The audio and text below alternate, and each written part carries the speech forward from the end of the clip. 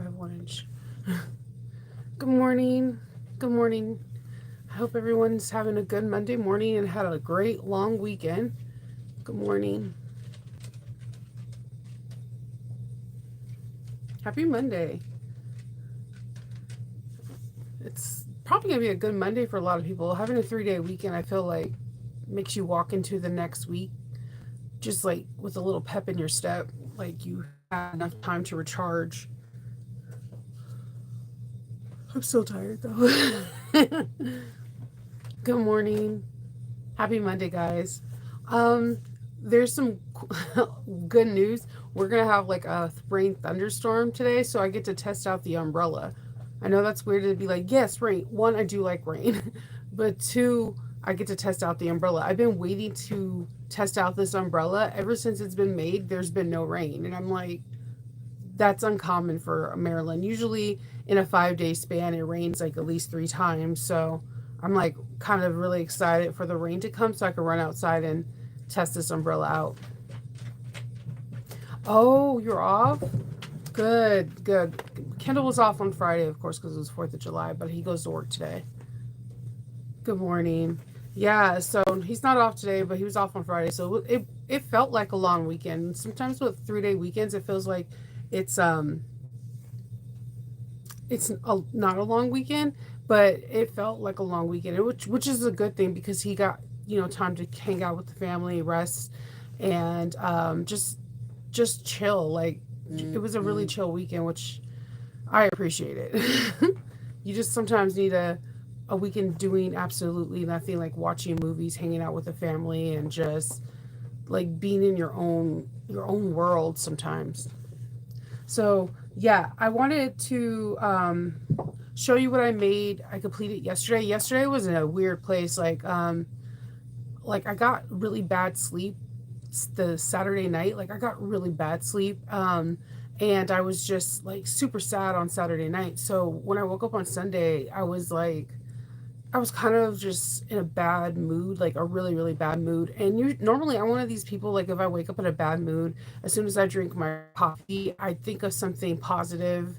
I know this sounds corny. I think of something positive and I'm in a good mood because I'm one of these people that usually, if I'm in a bad mood, I always have to put myself like, I could have woke up and had this. This could be like this. Like I always see that there's always a brighter side. But yesterday, I woke up and I chose chaos. I was like, I fully embraced chaos. I was like, it's happening.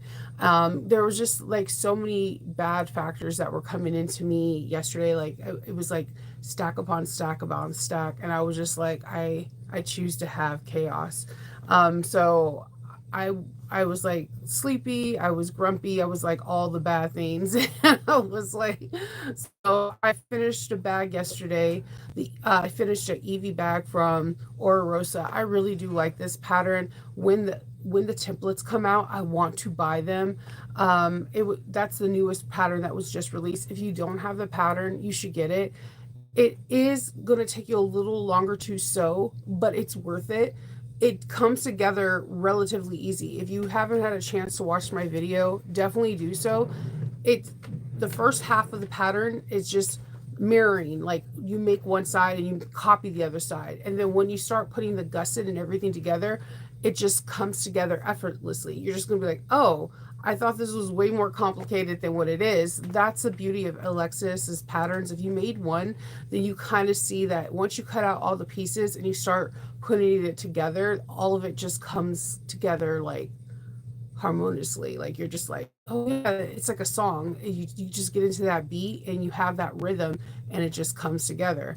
I like I think of all designers kind of like musicians, and I just understand her tune so well. So I was really excited about that.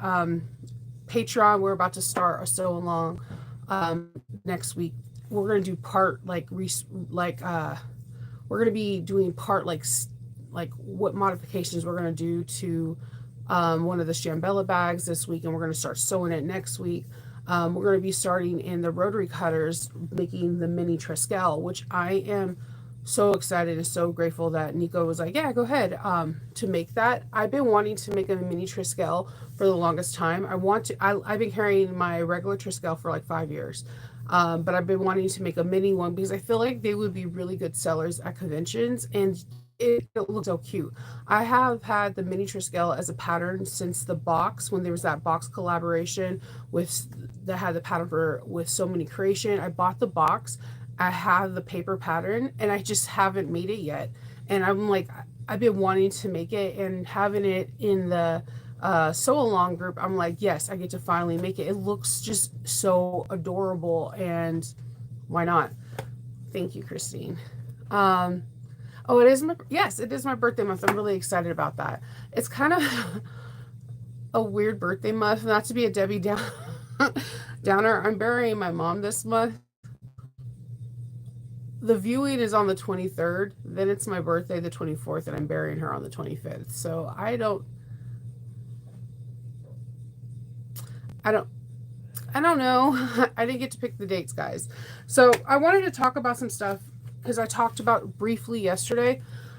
Um, when I have cloth on my bags, which I'm going to show you cloth on my bags, I use this has failed so many times. I'm so surprised this can has not busted. And is it Angelus or Angelus water repellent? I wouldn't use this on my umbrella. It doesn't say you can or can't, but it's just like it shows you can use it like on shoes, shirts, bags, and couches. I'm not saying you can't use it. If this little can costs like $18. Um, I use this like, and it says only for dry cleans. It's only stuff. So here we go. I use this on my bag. So if my bag has like a front panel that's caught like cloth, I use this on here because there's a lot of people that are not going to want to spot clean their bag. So if you have a bag, and I say this front panel like behind me is cloth, that apple, I when my bag is done, I spray this area so that way water can repel off of it, dirt can repel off of it, and they can just brush it clean. I get this question a lot when I'm doing conventions and I have cotton fabric. Um, and a person's like, I want this bag, but I'm afraid it's going to get dirty. And the reason why I brought it out is that I got any bags right now. I'm prepping for my convention that I'm taking out and I'm about to bag and tag. I'm spraying, if they have cotton on it like this, I'm spraying this part right here with this water repellent, and it's kind of like a Scotch Guard, that so that way this bag will be a long-term bag for this person. If they spill like Kool-Aid on it, it's going to repel it, and if they get anything on it, they can just spot clean it or just wipe it off. So I just wanted to talk about this. I don't see this getting talked about a lot on for people. This is the one you can get it on Amazon. You can get it probably at Tandy Leather as well. Um, it works really well. You also can spray it on hats. It smells horrible. So here, when I'm going to be really quite frank with you, I noticed the best water repellent stuff for bags smells like bug spray. This, you know, that remember the commercials when you're little, Raid, and it's like the ants, and you all should know what Raid smells like. If your parents ever had to spray stuff for ants outside, that stuff is diabolical. Smells like you're there. You know why the ants are dying. You need to do this outside in a well ventilated area, not your garage, not in a basement, please. I'm a basement dweller. I'm begging you, do not do this in your basement. You're messing with your brains, your lungs, your breathing system. If you have asthma, if you have asthma, don't even spray it. Ask somebody else to spray it for you. You spray 6 to 8 inches away from the bag, outside, for the people in the back, outside, and then I leave it outside for like 30 minutes or 40, and my husband usually brings the bag back in. After 30-40 minutes, you don't smell it on the bag whatsoever. I promise you, you can do a sniff test to the bag and you won't smell it. But then your bag is protected. So when someone comes up to you when you're trying to sell, like, hey, I really love this bag, but I see there's cotton on here, and what if I like spill my coffee? You can go into the whole, I put a water and stain repellent on here, and it's a treatment, and it should last for a year or two. If you need another water and treatment, you can call me and I can do another one for X amount of dollars. This does two things. One, it builds up your clientele. Two, it makes them call you when they need another one. And three, they're most likely going to buy another bag from you. I shit you not. Most people that buy a bag from me buy a repeat bag from me. Like, oh, I want another stain repellent thing from you. But I seen this bag that you made and I want it in XYZ. This is how I get repeat customers. That's what I was telling you guys yesterday when I was in my melancholy mood, that it's going to be really hard for me. I need to come up with like Shinova for Friday, like at least 25% of who I am, because that's part of selling, being who you are, and this person wants to work with you. They love your art, but they also want to know who the artist is behind the art, you know? Um so this is the one I use, but there's other ones out there in the market, and I implore you to try different products. I know everybody wants the one that someone has, but what works for the one person may not work for another. And that's why I'm always exploring different options, because you never know. So I'm probably going to make another umbrella for this convention between now and Thursday, and I decided to pick up Scotchgard Outdoor Sun and Water Shield. The reason why this one intrigued me, this one helps with UV fading, but it helps repel rain and snow. I don't know why that intrigued me with the snow part, but this one has the actual umbrella canopy. And I was looking at different people. I was going through different sewist. I started doing a deep dive, different sewist people, and then I started going to beach canopies. Like the people who actually sew up beach canopies, they sew them up so similar to the umbrellas. They open and close like an umbrella. They're just oversized umbrellas. A lot of men and women who make beach canopies for that are manufacturers, they actually swear by this stuff. So I bought a can or two, and I sprayed it on a 10 by 10 piece of scrap. It smells like Raid too. My other one had no smell. This one smells so bad. Like ice. It smells so bad that when I waited 10 to 15 minutes to see if I could bring it back in the house, it still smelled like that. I had to wait a full 2 hours for the smell to dissipate in the outdoor air. It deterred the mosquitoes, I could tell you that. like it smelled horrible. But I'm curious today when I go out in the rain, I'm going to bring that little 10-inch piece and see how it repels. This was made for beach canopies, so I'm curious. I'm a person that I like to test things out to see if how it works. So I'm also looking at another one for a different umbrella. Like I feel like you can't really, how can I say this? You really can't fill out a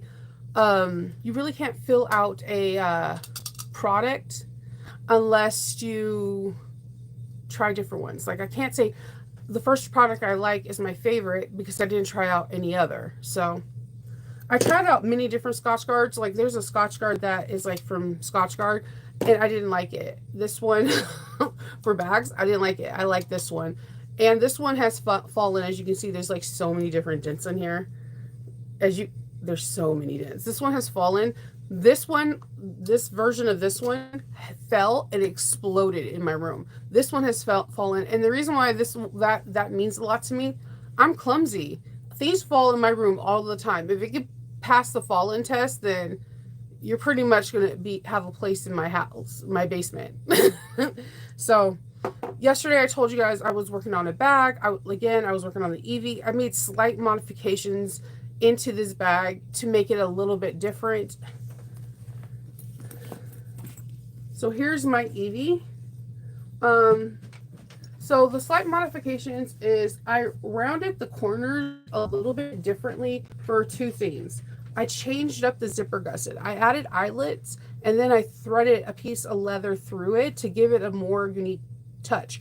But as you can see, the leather pieces are in the gusset here and the gusset here. So in order to get a nice curvature and not have that sunken in, I rounded the corners even more.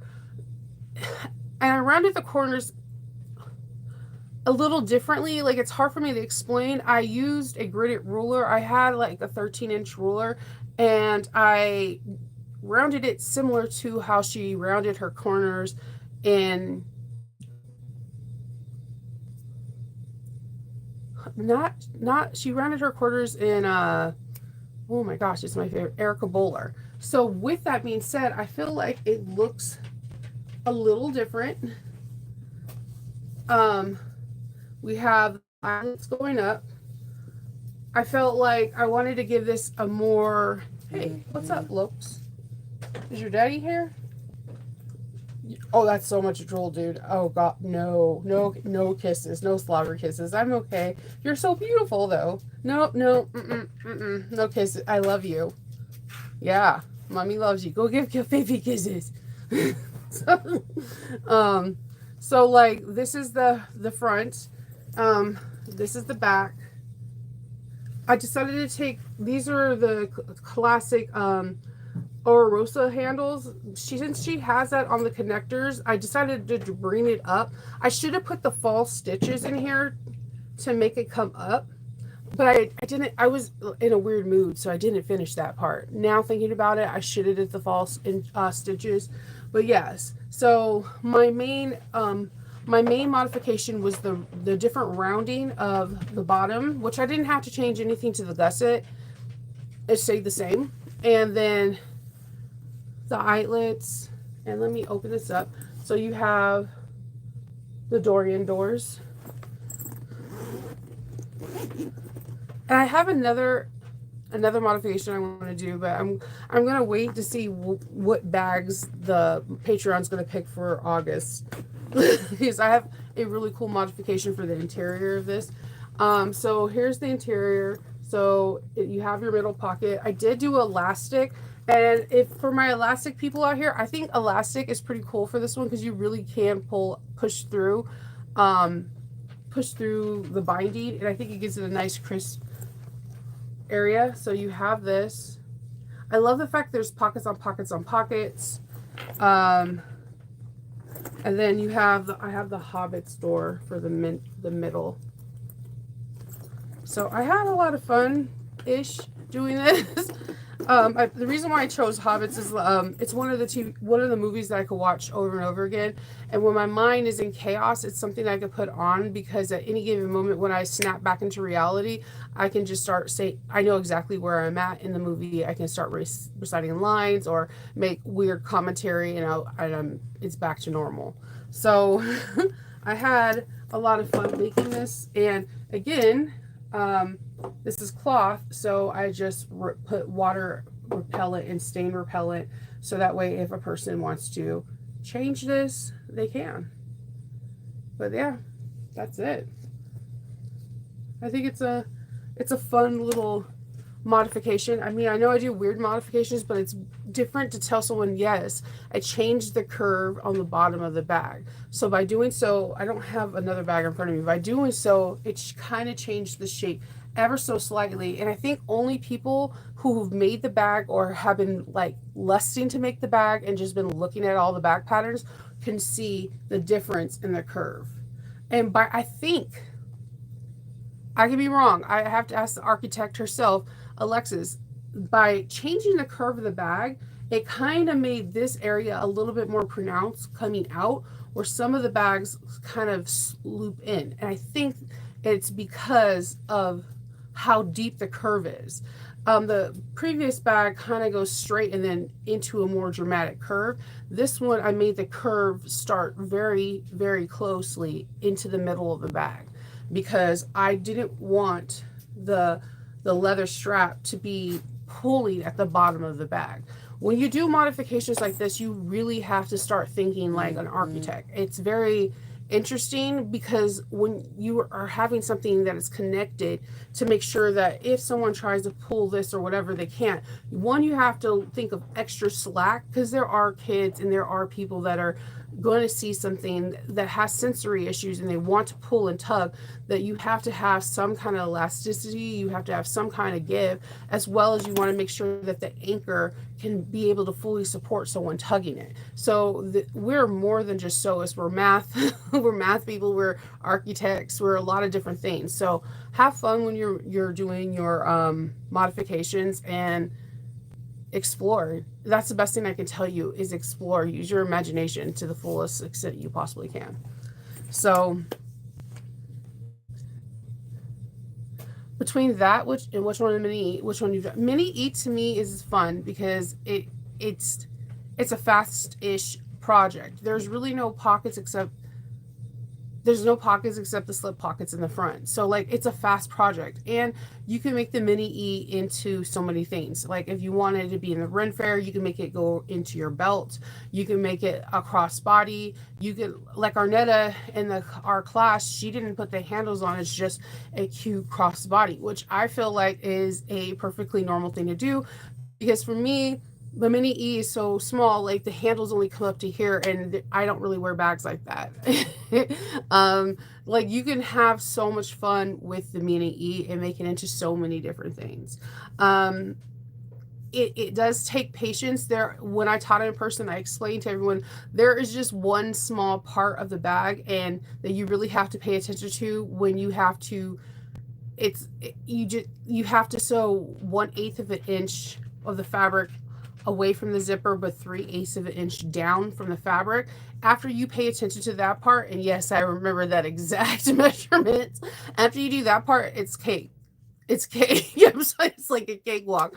Um, After that, you're good to go. But this to me, if you're looking for a perfect mid-size bag, the way it looks is like Erica Bowler bag, this size, and then mini E. It all depends on what size of the bag you want. Like it's if you're wearing it for yourself, like just go off of what size bag you want. If you're making it for someone else, ask them what size of the bag. If a person is really wanting a boatload of pockets, is this. If somebody wants a bigger bag that they can stuff all their crap in, a Erica Bowler bag. If a person's like, I want a small bag that I can just run around in the summer, a mini E. But a mini E is only going to be able to hold like a very small wallet, a cell phone maybe, depending on how big your cell phone is, and that's it. A couple chapsticks, like all travel size stuff. It just depends on what you want. This I brought this when I was going back and forth to my mom in California in June, and it holds a lot, like a lot, and it could be because there's a bazillion pockets. Like it holds a lot. I was very surprised how much it holds. So, and you can make really cool modifications in this too. Like you technically, if you didn't want a center divider, you don't have to have a center divider. You could just have one big compartment. So yeah, there's so many modifications on this one I have in my head. It's not even funny. But I'm just waiting for August. That's August. I'm gonna go ham on the Eevee. But like Alexis has such a great back pattern, and this one to me, I'm like, oh my god, there's like 100 things I want to do. But yeah, I like the mini E too because that's exactly what I did. I just have done a million things to it, and I think the mini, like I've made a lot. The mini E does really well at conventions. Like people love the size.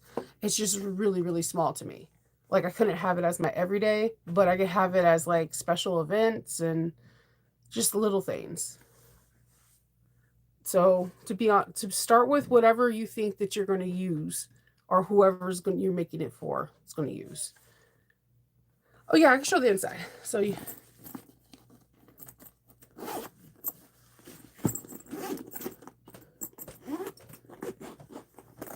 so on the inside you have your center divider pocket.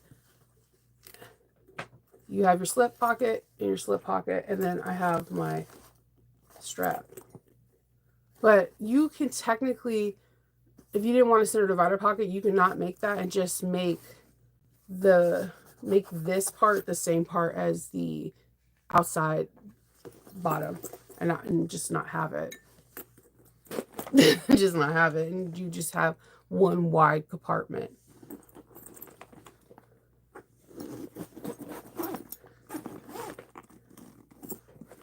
It will be just a big compartment. I mean, it all depends on you of what you have. I like the fact that there's two separate compartments, but I know there are some people that like want. I have friends that have like styling wands, curling irons, and stuff like that that they stick in their purse and stuff like that. Like how I would make it just a wide compartment for them so they could shove everything in there. And I think if it is a wider compartment, you can even put some smaller tablets like the Samsung 10 Lite or whatever in there as well. So that's it.